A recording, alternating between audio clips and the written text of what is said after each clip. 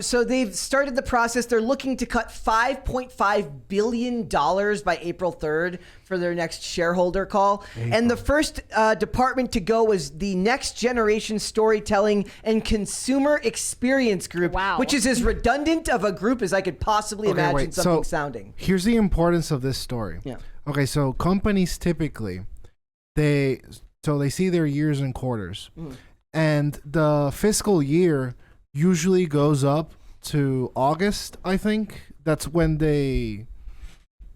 the end of the fiscal year, and usually the first quarter of the other year is until December. It ends in September normally, right? And it goes next fiscal year. That's how the government works, at least. Oh, I don't know about the government, but I know like the nonprofits that I would work for, like they would end in August, and then the first quarter of the next fiscal year is up until December. So with my argument that I say progressivism, but like wokeness is dying, is that so the April then would be kind of like a third quarter or half quarter-ish kind of review. And they're like, okay, so we're taking major hits, let go of all these jobs. If it doesn't pick up from that, and they keep up this strategy, which they probably will, because usually the content calendars for corporations like this are years planned. Yeah, of course. After that, I'm telling you, will be like the end of wokeness, in my opinion, because when you've done the admission of massive layoffs, naturally it's because of like fiscal responsibility, and your Disney Plus isn't bringing in the numbers they wanted. No. The movies aren't bringing in the numbers they wanted. Me and Mary talk a lot about post-profit era. I think what we found, Mary, is actually something worse. It's not that it's a post-profit era. It's that it's a post-profit era where the only people that are going to end up losing their jobs are not the ones causing any of the problems. So people can make bad movies. Executives can make the decision to have bad movies made. All of those people will continue to move up, while the people who run the lower end of the departments are all the ones that are going to get cut. The guy who runs this department... That's a messed up point. That's insane. The guy who runs this department, Mike White, who's been with Disney for 10 years, he's going to stay there. They said he's likely to stay there. He'll get another position. Because they kind of randomly assigned him there while they're shuffling people around. So the Next Generation Storytelling and Consumer Experience Group was essentially their Metaverse group. They were looking to figure out ways in which they could incorporate the Metaverse into Disney. Physical and digital worlds. Yes, they wanted to combine physical and digital worlds, and that cost them about 50 jobs. But that's not it. They also said that the layoffs have begun with TV production and acquisitions, which means that media and entertainment divisions of Disney, obviously remember, Disney is a large conglomerate with tons of departments, not all of which are media and television. The largest number of cuts are coming from media and television division, which have been leaderless without a head since November. Wow. So they're just kind of, what I guess rudderless would be the term, like flapping in the wind. They just pushed back all the Marvel shows. Maybe it is, I don't want to laugh or enjoy something like this, because I don't like the idea that the faceless people are losing their jobs. I don't know what those people believe. They're working for a company in-house, but I don't know. I mean, are we really losing that Yeah. much value when we lose their Metaverse department that they made to seem trendy? But I'm looking at the stock right now, and it's been, I mean, the pattern is they're going down. Yeah. Like they're not doing well. They're doing great, I guess, compared to a bunch of companies, but as a whole, they're not doing well. And, you know, that point you made is really honestly chilling, that some people can go give the company like this emotional and spiritual direction and other people pay the consequences. That's honestly disgusting. But, you know, I feel like that needs to happen for the whole company then to reevaluate whatever it is they're doing. I mean, really, other companies will do this too. When your stock starts to drop, when you're not making money, when you have failed projects, you go through your leadership and you come through and make changes, right? And Disney could do that, and that would potentially not protect all of them, but would protect some of the people who are sort of more boots on the ground. They actually get stuff done, as opposed to leading departments and having conceptual ideas, right? But I think initially, also, like a lot of other companies, they're going to try and cut their budgets to keep those top leadership positions in place because they see them as having some sort of value, right? Right. Well, yeah, like long-term connection to a company is big for executives, right? Because they've built relationships inside the company and out that help that add value to their job resume. I don't think all executives are useless, but No, I'm saying I'm saying to Disney- them the opposite. They see them as extremely valuable. but not all of them are extremely valuable, No. right? I mean, for every executive who is valuable, there are probably 5 workers that are definitely valuable. And so it seems hard that the pattern of layoffs is to cut, people who are newest or people who are in departments that, like I don't care if they cut the Metaverse department. That seems like a great idea. Metaverse is stupid. I think we should all note that Metaverse is the first thing on the chopping block because we don't actually need Metaverse. Like when you're going through a phase where you have to be more careful on what you're spending, you let go of the things that are not necessities first. I just think there are probably executives that could also step down because large scale companies have so much bureaucracy, right? Like it's not even like the executive, it's the executive and then the vice executive under him and then the vice executive secretary. And I hate to be mean to that person, but like that whole trio doesn't need to be there. Let's actually watch the video of the Metaverse employee to prove to you what bureaucracy looks like at Well, this Fortune was 500. a It was Facebook, but Meta but it's person. this is the what you're Iron Man? talking. This is what you're talking about when you talk about overt bureaucracy from these companies. So let's go ahead and watch this here. This was I think this was posted the other day. So volume on. Experience at Meta and how I hated it and how they fired me after 6 months. The number one question I get is, why did I get fired? I feel like I have to talk about this at least once a quarter, so here we go. I started Meta at, September, October of 2021. It was cool. I was like, oh my God, I love social media. I didn't have a following then. I didn't even have a TikTok. After I started my job at Meta, I posted a TikTok about Meta and my benefits. I would always see these day in the life videos and they'd be so cool of like people going into the Google office and What they were eating. God. and I worked remotely, so I didn't to be a have boss like girl free influencer. food and all that other stuff. I had a really amazing benefits package. Did you hear that? She didn't get free food, guys. Yeah. That's too bad. Oh, crap. Yeah, that's all right. Paste. I can go You back. accidentally clicked on their. Let's watch that video instead. So I made a TikTok. It just happened to go viral. It was like maybe my 3rd TikTok I've ever made. And I usually never talked about work before this, and I never talked about And all recruiting. 3 because to me, work TikToks. is work. And I thought that was obvious. So anyways, I talk about benefits at Meta, and it goes viral. And then I get a bunch of questions. People think it's like an ad for Meta to work there. I was just sharing my benefits because they give you $4,000 in baby cash. If you have a baby, What? they'll give you $4,000. I just thought that was crazy. And they gave you, at the time, $3,000 for childcare reimbursement, which for childcare is nothing, but it's also better than nothing. You know what I mean? $3,000. Anyways, so it went viral. A lot of people who worked at Meta saw it.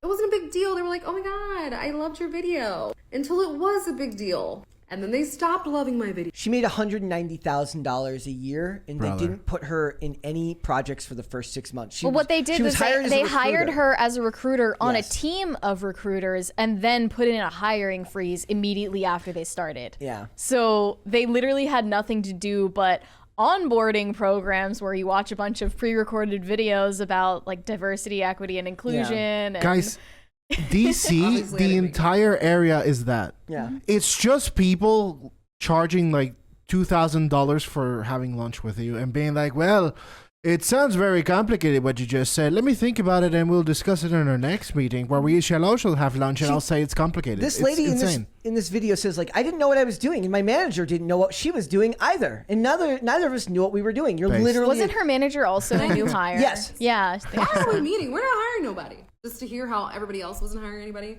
And also, I was on a team where everybody was new, so none of us were hiring anybody. Oh my God. We were all just like trying to figure out things. None of us knew the answers to. $190,000 a year. It is kind of interesting to me that they're like, yeah, we weren't hiring anybody, so we did nothing. Like, wouldn't you then want to meet with heads of departments and be like, so when and if we lift this hiring freeze, like, what do you need? Wouldn't you want to know, like, what benefits are being offered? Like, it seems like it's sort of on them that they did nothing, if that makes sense. It Like, just makes her look bad if this is her professional TikTok profile where she makes content about being in the workforce and her job and her expertise and stuff. It just makes her seems look like terrible. It seems like I get it. You can't actually literally hire someone, but then maybe this is time to like review the employee So handbook. this is what or, Disney is likely going to be doing now. Yeah. They're like, how many of these people are just hired to sit around and do nothing? I will say, it sounds like she's Several. framing it as like, actually, then my like, does she? I didn't watch the whole video, but like,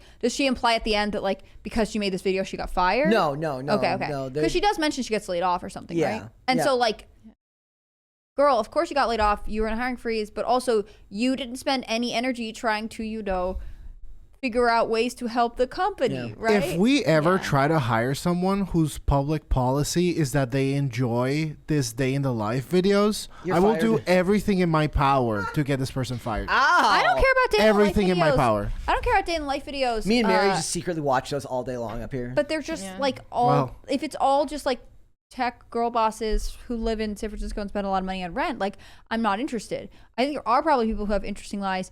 Not everybody's lives is so interesting they deserve a day in the life video. How could you watch someone with a vocal fry describe their breakfast, lunch, and dinner with that much passion?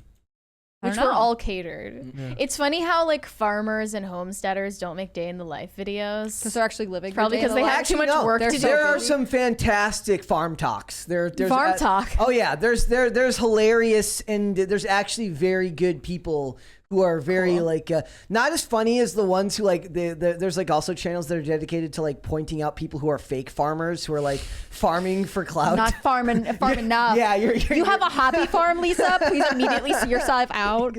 So look, Disney has to start looking at what the hell they're going to do with their projects because you wouldn't have to lay off so many people if you manage to create revenue through your projects, which means it's not just No the more movies and- Strange World is what it means. Yeah, like but it's not just that. It's like if you made more movies that became iconic, that could be increased when you add those You made stories original to the content that was disruptive to culture in a thought-provoking way. See, then I don't maybe you even could think do that it. matters to them now because they see of course they it doesn't. well no, it's not just about that. They see it as brand connection with their theme parks and they would have to see it as like, look, you can get a new character popular, but that doesn't mean it's popular enough to make it a ride. Yeah. Has theme park attendance gone back up to post-COVID to pre-COVID that's levels? going to take a long time. That's what I mean. For that If their theme parks are so important, then why did we not see people just scurry their way to every Disney theme park in the whole world? I don't think they are. I've never checked the numbers.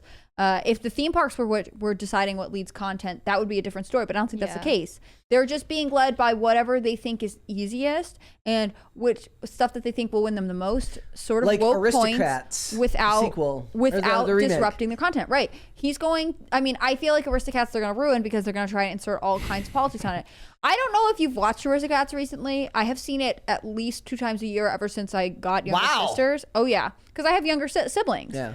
And there is a song in the Aristocats there is no way they're remaking. And I'm just Well, gonna leave what it is at that. it?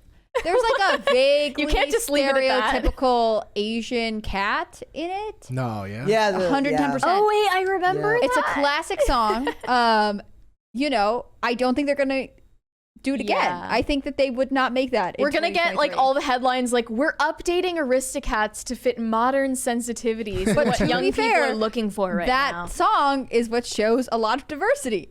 To be fair, again, they're all cats, so it's sort of stupid anyways. Yeah. But I think there are things Disney could do that they just won't do because they are too afraid of being denounced by culture. And so they have put themselves in this box where they can't make anything new and exciting. People are losing interest. People did not return to the theme parks the same way. Their merch will sort of linger forever, but not if they keep wrecking it by making these terrible remakes.